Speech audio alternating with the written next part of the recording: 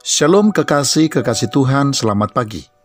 Firman Tuhan di dalam kitab Yoel pasal yang kedua ayat yang ke-32 berkata, "Dan barang siapa yang berseru kepada nama Tuhan akan diselamatkan. Sebab di Gunung Sion dan di Yerusalem akan ada keselamatan, seperti yang telah difirmankan Tuhan, dan setiap orang yang dipanggil Tuhan akan termasuk orang-orang yang terlepas." Kekasih Tuhan, setiap seruan kepada Tuhan bukan hanya akan dijawab oleh Tuhan, bahkan Tuhan akan menyelamatkan dan melepaskan setiap orang yang berseru kepadanya. Karena itu bisa dikatakan, sesungguhnya tidak ada seruan yang tidak sampai ke telinga Tuhan, dan tidak ada permohonan yang tidak akan direspon oleh Tuhan.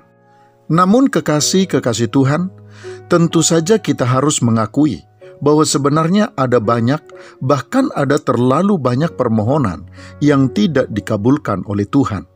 Sangat tidak sukar bagi kita untuk menemukan orang-orang percaya yang berseru dan memohon kepada Tuhan, namun seruan dan permohonan mereka tidak dikabulkan oleh Tuhan.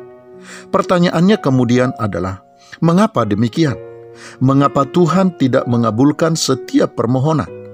Kekasih Tuhan, ayat bacaan kita pagi ini, sekalipun tidak secara tersurat, menunjukkan kepada kita bahwa jawaban dan pengabulan setiap doa selalu diarahkan oleh Tuhan, terutama kepada keselamatan dan kelepasan setiap orang.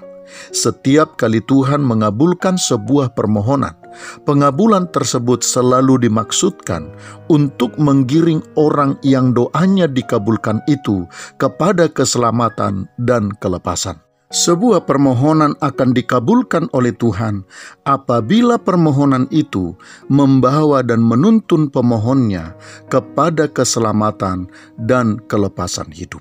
Oleh karena itulah kekasih Tuhan, kita menjadi mengerti jika Tuhan belum mengabulkan permohonan banyak orang percaya hingga saat ini, hal itu disebabkan oleh karena permohonan itu jika dikabulkan belum tentu membawa orang yang memohon kepada keselamatan dan kelepasan, terlebih kepada pengenalan akan Tuhan dan kebenarannya.